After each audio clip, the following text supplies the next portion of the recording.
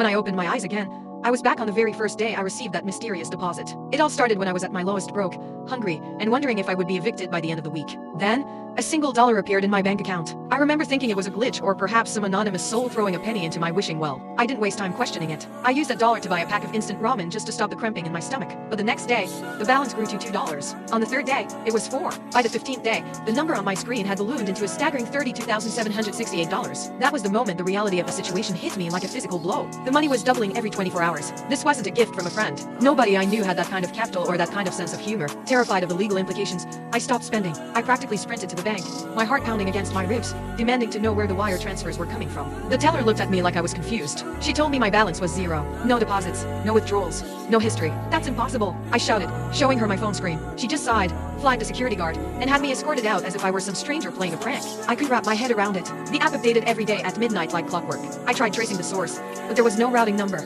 No, just avoid where the sender's name should be. That night, exactly at midnight, I was frantically scrolling through my contacts, trying to see if any old college friend had found success and decided to play benefactor. Suddenly, a cold, sharp pressure bloomed in my chest. My heart skipped a beat, then another, before stumbling into a rhythm that felt like the end. I collapsed onto my bed, the world fading to black before I could even call out. A single dollar. It was there again, staring at me from the screen of my cracked smartphone. The exact same starting point as my previous life. No sender info, no paper trail, just the money. In that first life, I was too desperate to be suspicious. I was unwell, out of work, and living in a damn basement apartment in South Philly. I didn't have the luxury of wondering who was playing with my bank account. I just needed to eat. I figured someone had just typed in the wrong account number. After all, what's a dollar? Then came the $2. I started to romanticize it. I thought maybe it was some eccentric philanthropist who knew I was struggling and wanted to help in a way that felt like a game. By the third day, it was $4. It kept growing. I felt a surge of profound gratitude. This miracle allowed me to finally pay off my medical bills and keep my treatment going. My health improved, but it was quickly replaced by a new, suffocating kind of anxiety. I had assumed the charity would cap out at a few thousand, but by the 14th day, when the balance crossed the $10,000 mark,